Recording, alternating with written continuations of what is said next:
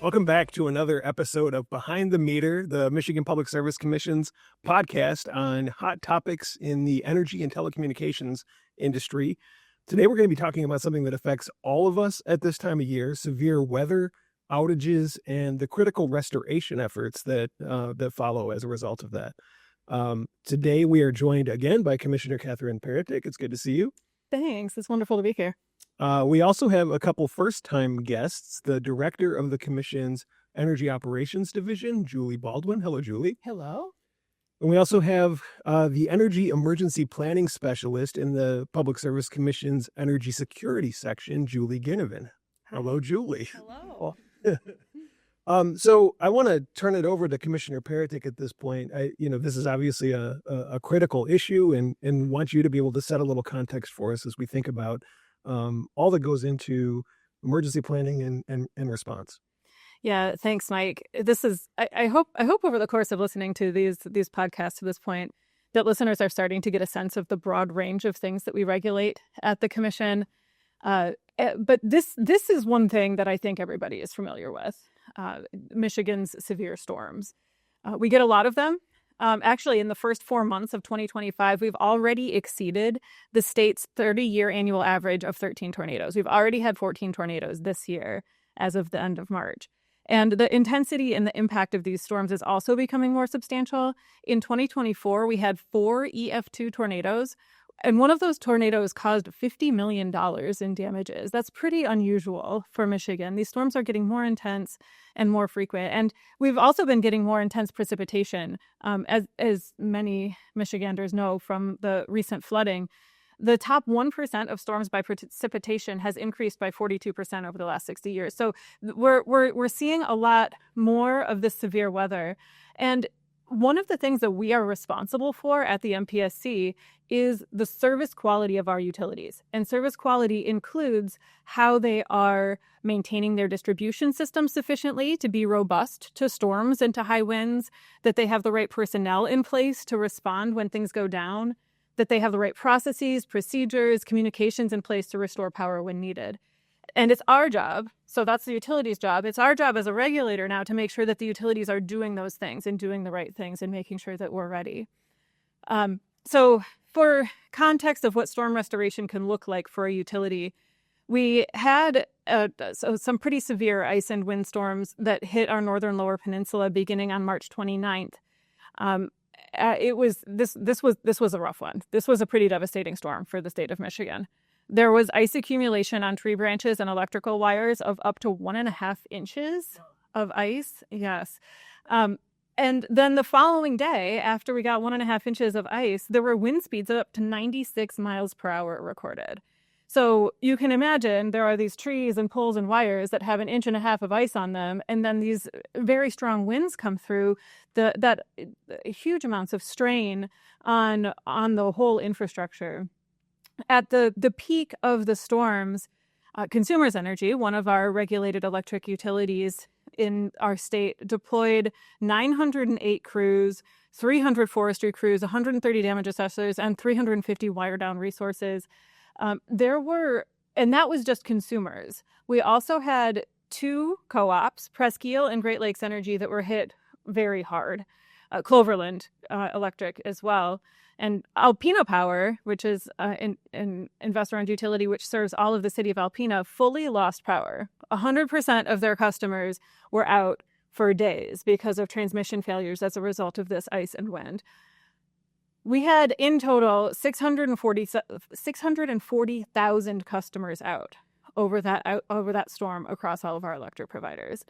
So this was a big one, and this is a really opportune time now to talk about this storm restoration process, what this looks like, how we go about it, and then how do we make it better so that next time we get 1.5 inches of ice and 96 miles per hour, we have fewer than 640,000 customers that go out. I do want to say a big thanks to all of the line workers who worked around the clock to get service restored, as well as our team at the Public Service Commission who worked on the storm from the emergency operations side, which we'll talk a little bit about in this. But Jessica Duell was absolutely key from our side at the Public Service Commission, working in the Emergency Operations Center and coordinating closely with all of the utilities, all of the other state agencies, and really making sure that Michiganders are being protected as much as possible during this emergency. So it's our job at the Public Service Commission to plan for this increasingly severe weather and to protect Michigan's electric customers as best as we can. It's obviously incredibly hard to be without power.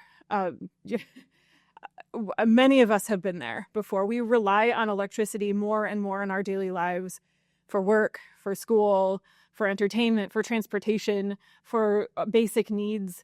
So it's more important than ever that we make sure that our system is strong enough. So we're going to spend some time today talking through this with our two Julies over here. Julie Ginevan is our on-the-ground storm response in real time. So she's going to talk a lot about how that happens, how we respond to these storms, what happens after it hits and people are out and we need to get them back.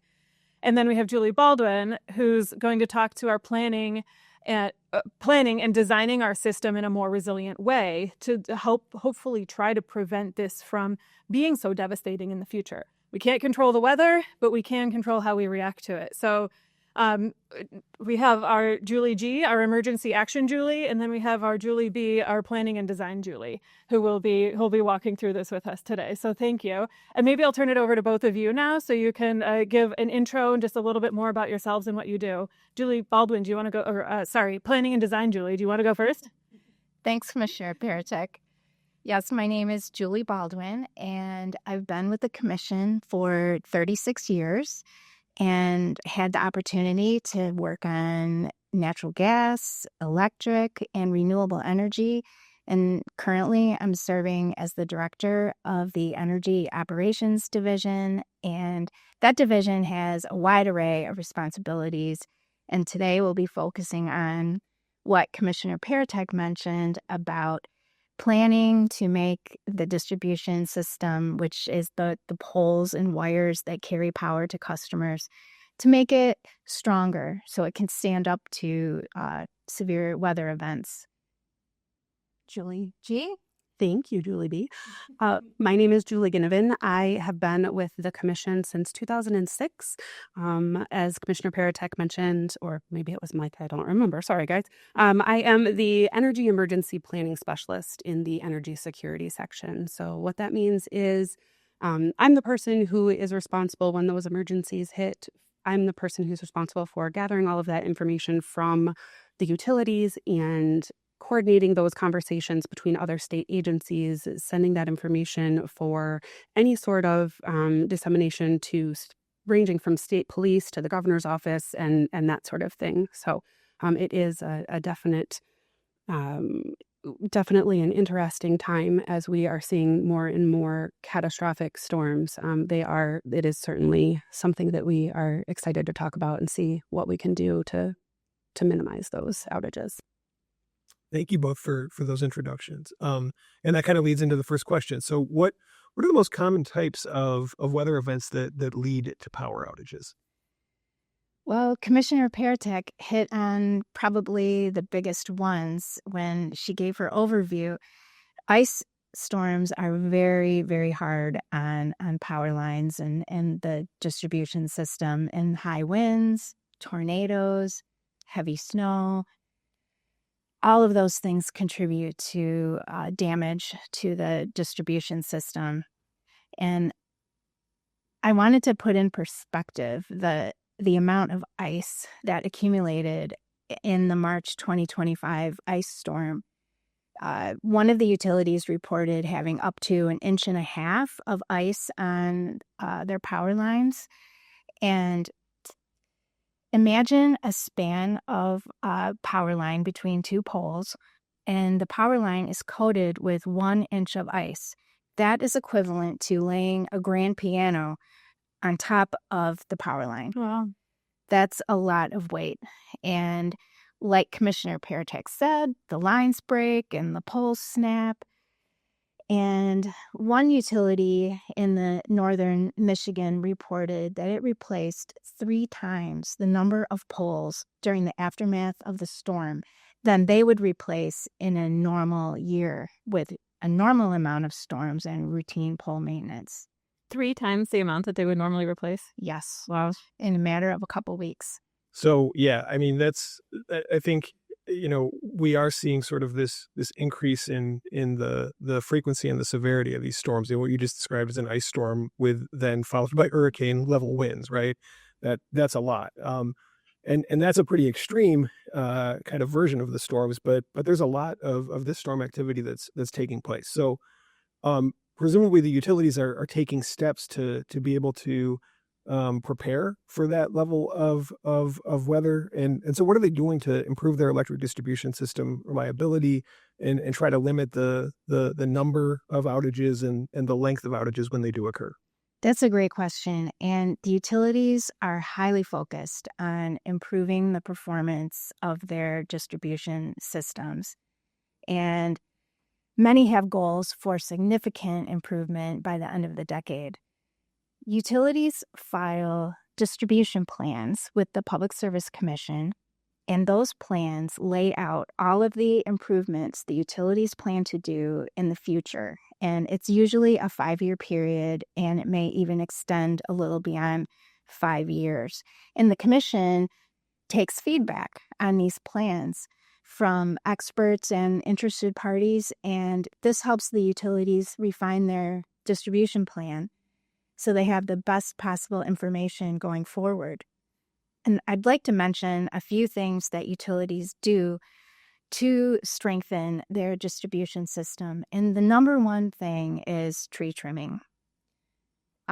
Trees falling on power lines is the number 1 or number 2 cause of outages in Michigan. So trimming the trees, trimming a wider swath around the power line, or trimming more often to make sure that the trees stay well away from the power lines is one of the key things that can improve the duration and number of outages customers experience. And the second thing utilities are doing is they're automating their system. So imagine a tree falls on a power line, and everyone up to the segment where the power line, where the tree fell, they still have power. But everyone past the damaged part of the power line, they've lost power.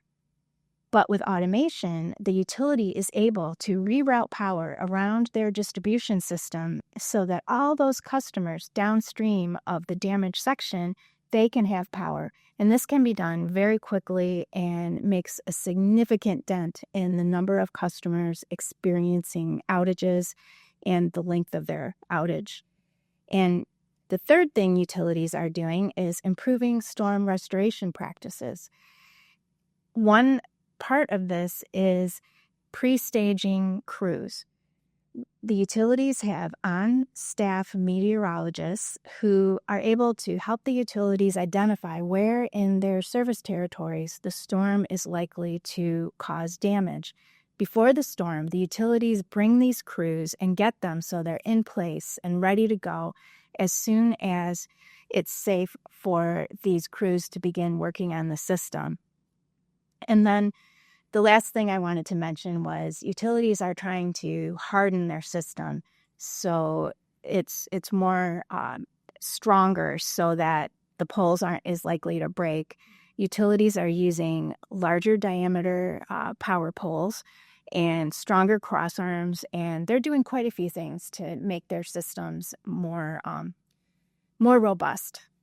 And that's all in the distribution planning process too, that we put together, or we have the utilities put together this really extensive plan that covers their entire distribution system. So all of the poles and wires that they have to identify on that incredibly complex system, the priority areas and the areas where they're going to have the biggest impact, like you said, like hardening, like tree trimming, like automation, and figure out where to deploy those technologies to have the biggest impact, and hopefully at the lowest cost. So it's a really complex planning process, the distribution planning docket, and your team handles it expertly at this point. But there's a lot of different people who participate in it. There's a ton of different issues that are argued back and forth in it, and it's one of our most valuable things, I think, for making sure that we are making the necessary improvements to our distribution system. Definitely. Yeah, there's a lot of activity there for sure. So at this point, maybe it makes sense to talk a little bit about, how MPSC staff prepares for outages. And Julie G, I would love to hear from you.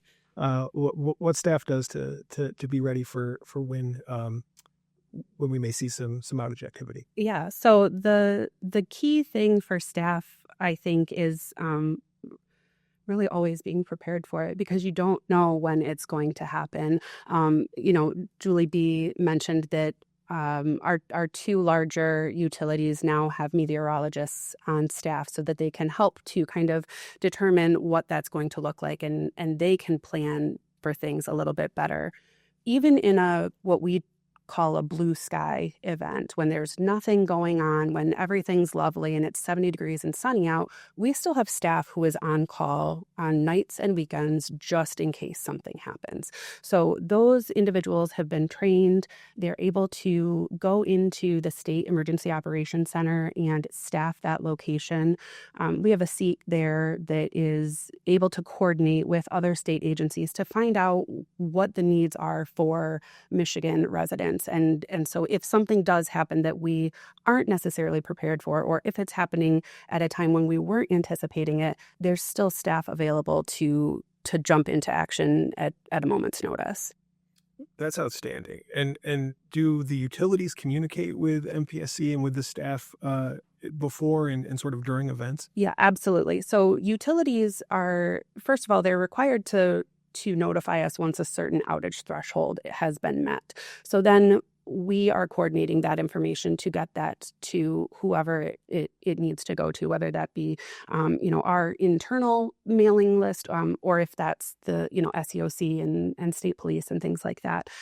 But the utilities are really good about notifying us ahead of time of what that pre-staging is going to look like, how many staff they plan to have, whether that be, for the actual linemen who are restoring service, or whether that be forestry crews who need to resolve and remove debris.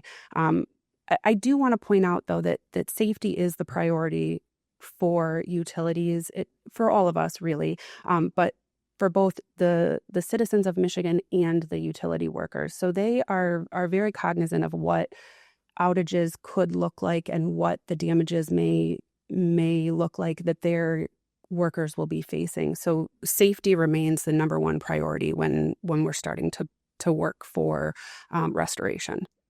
That's a great point. And I think, I guess in terms of safety and just preparedness, like what can communities, what can homeowners do to be better prepared for power outages before severe weather strikes? Does anybody want to talk about that a little bit? Yeah. Julie, I just want to make one note first, and I do want before you talk about how to prepare for it. And one of the most dangerous parts for residents about these storms is when there's a live wire that falls down onto a sidewalk or a street or a yard.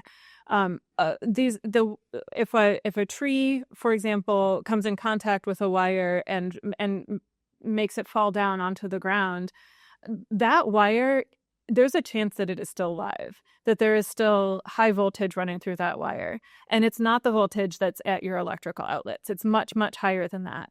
So it's that voltage and that wire is incredibly dangerous. So make sure that everybody that you know knows to stay very far away from those wires if you see one come down in a storm.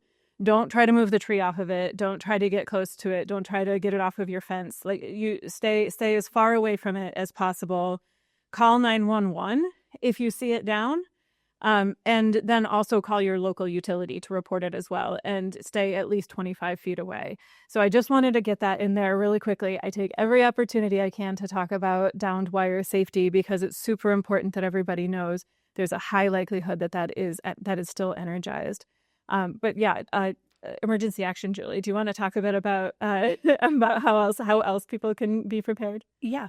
So the commission has what we call consumer tips that are available.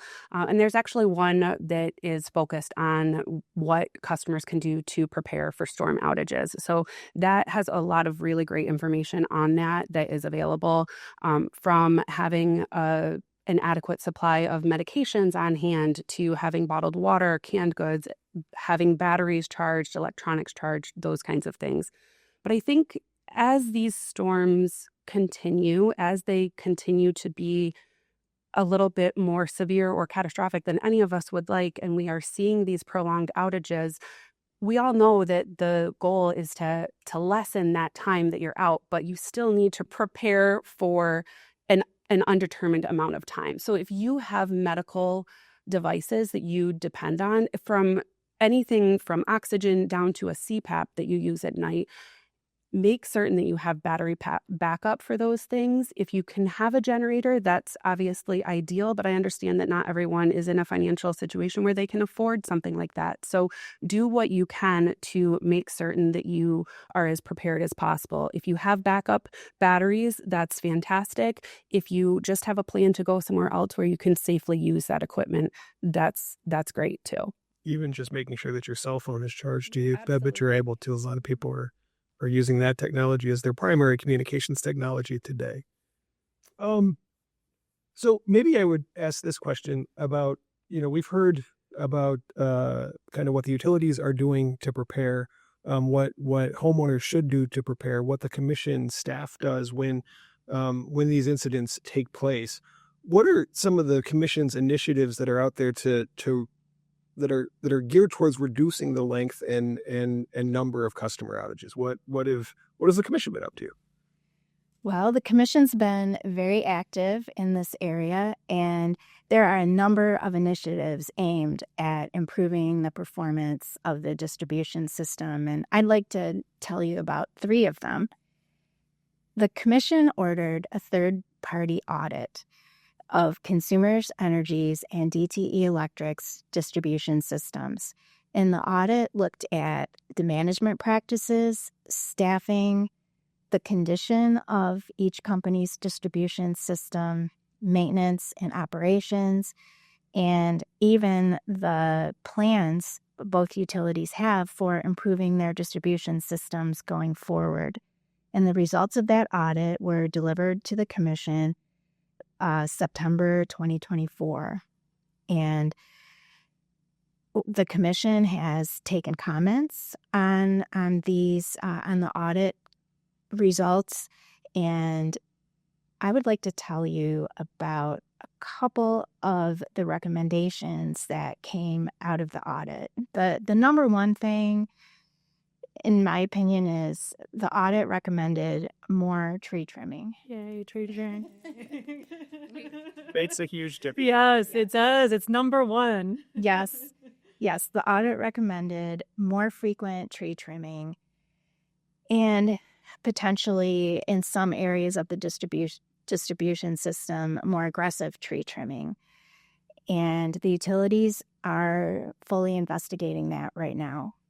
And the second thing was both utilities did not have in-house meteorologists. And the audit recommended that the utilities do this. And now both utilities do have on-site meteorologists, and I think it was helpful in the March 2025 storm that they had this on-site meteorologist.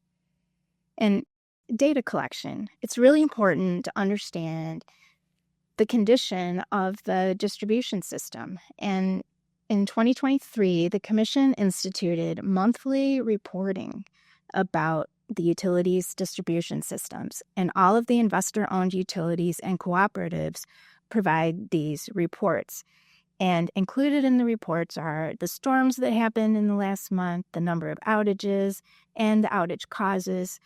And the Commission also tracks reliability metrics for utilities, and the reports contain information about the average duration of outages for customers and the average number of outages for customers. And this data is available at the zip code level and even at the census tract level.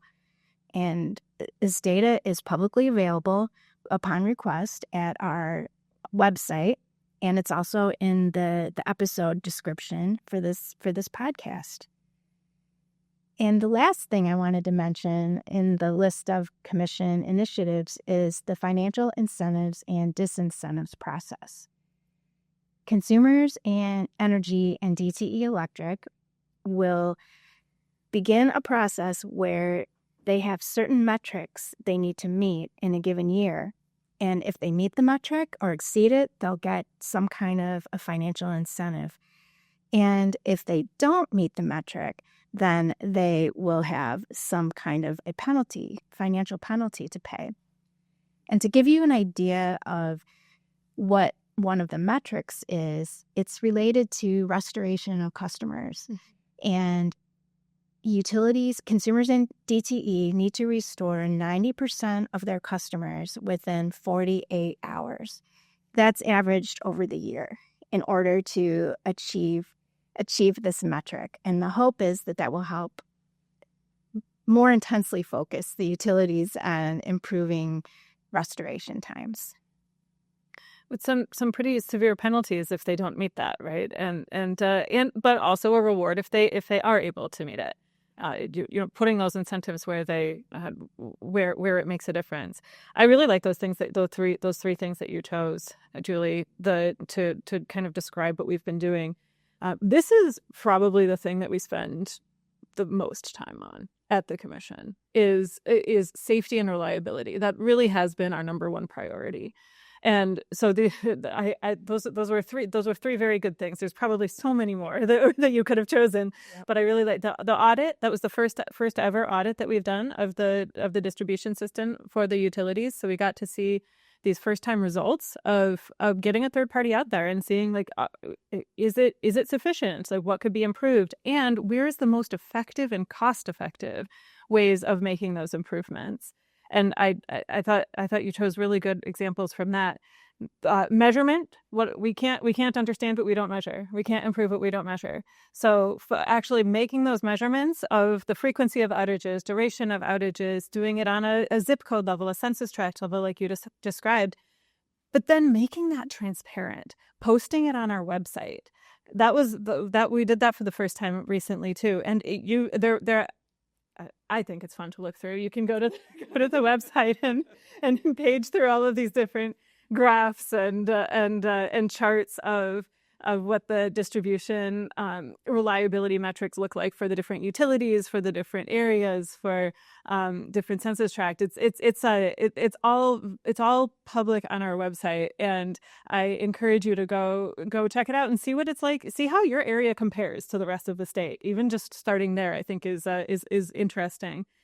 And part of the reason that we did that and we wanted to have this very transparent is so we could get ideas from other people too. Like if you look at that and you say, oh, I know why this is, or I have a solution, or I have an idea, participate in one of our cases and tell us. And we want this to be as transparent and as participatory as possible. And then I liked your last one. I already addressed that with the financial incentives and disincentives, putting a financial penalty on non-performance or underperformance for the utilities when they're not meeting the service quality standards sufficiently. So those are fantastic.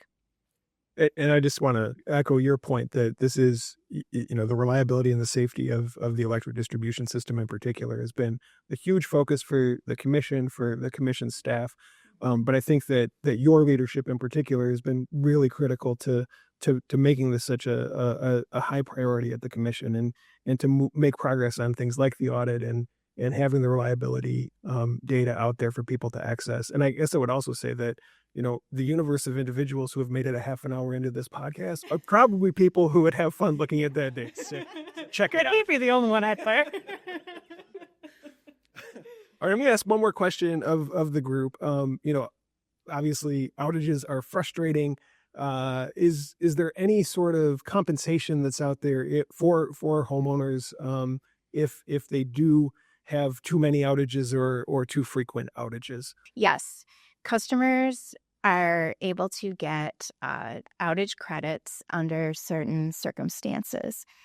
And the most likely circumstance would be under catastrophic conditions, and that's after a big storm or when 10% or more of the utility's customers are out of power. That's catastrophic conditions. And the utility has 96 hours, and that's 4 days, to restore the customer, or that customer receives a credit. And for every 24-hour period after the 96 hours, the customer can get another credit. And the repetitive outage credit is when customers receive or have experienced 6 or more outages in a rolling 12-month period. Then they would get an outage credit. And the outage credit is $40, and it's adjusted annually based on the Consumer Price Index. We recognize that $40 is obviously not going to replace a refrigerator full of spoiled food. The intent of the outage credit is to highly focus the utility on restoring customers as quickly and safely as they can. Yeah, absolutely. That was really well said. And there's different levels to the outage length. So you mentioned 96 hours for catastrophic, but if your power goes out just on a blue sky day, where there's no storm, a very small percentage of other customers are out, it's just 16 hours. So you get that credit after 16 hours because it should be easier for the utility to restore you if there aren't so many, and then you get that additional $40 for each additional day. So it's an accountability measure more than it is meant to fully replace any losses that have occurred. But instead of just making it a penalty for the utility that's then paid into the state of Michigan somewhere, we thought it would be good to just pay it to the customer who went out. So it's not enough to compensate, but at least it's going to the person who was directly affected instead of just going into some general fund. And it's happening automatically now too. Yeah. It used to be that you'd have to call in for to take advantage of that credit, and the commission has required utilities to do this automatically on a going forward basis. So that's a real improvement. So maybe one thing that a lot of people wouldn't know, when there are, tens of thousands or hundreds of thousands of customers who are out, it seems like it's what does the utility do to help to prioritize sort of who gets power restored? Is there a method to that madness? Yeah, there absolutely is. And something that I think that is really easy for me to say on this side of things when I'm not the one who doesn't have power is that it does take time to assess the damages, to move or remove any debris, but then to safely move to restore as many customers as possible. But also the focus is always going to be on those critical facilities or critical infrastructure. So it may look like it's slow moving, but their focus is going to be on the greatest number of people and critical infrastructure as safely as possible. So critical infrastructure being like hospitals, Yes. nursing homes. Absolutely. Wastewater treatment plants, things like that. Yeah. Schools? Nope. Schools are not considered critical. They are on a priority list. Okay. And this is something that staff has worked on recently, is trying to designate the difference between critical and priority infrastructure. Everybody wants to be priority, right? We all want to be restored as fast as possible. But when it comes down to it, I think we can all agree that a hospital is something that that takes precedent and takes priority. So in some instances, there may be damage that happens to facilities on the customer's side of the meter as well. Are there things that people should be on the lookout for there, and are there things that they can do to help to quicken the pace of their restoration if there is some of that damage that's taken place? Absolutely. So the utilities will communicate with customers if the damage is to something that the customer is responsible for. So unfortunately, there are situations where the customer would be responsible for obtaining an electrician or making some sort of repair to their home before the utility can safely restore their power. But the utilities will absolutely communicate that with the customer so that things can get moving as quickly as possible. Well, at this point, I think we've covered a lot of ground in this conversation. I appreciate all of you being here. Commissioner Peretek, I wonder if you have any final thoughts for us. No, there's a lot that goes into this. Like I said, this has been our number one priority: safety, reliability, and making sure that we're regulating the utilities to be able to provide safe, reliable, accessible energy. So it's I'm just really thankful that we have staff like Julie Baldwin and Julie Ginevan who have been planning and executing and keeping customers safe in emergencies and coordinating with everybody who's necessary. So I really appreciate you both coming and spending the time to talk through what it looks like from our reliability side at the commission. Thank you. Thank you all for being on the podcast today. We've talked about a number of resources throughout the episode, so we'll make sure that those are linked below. I just want to thank all of you for joining us again behind the meter, and we'll see you next time. Thanks.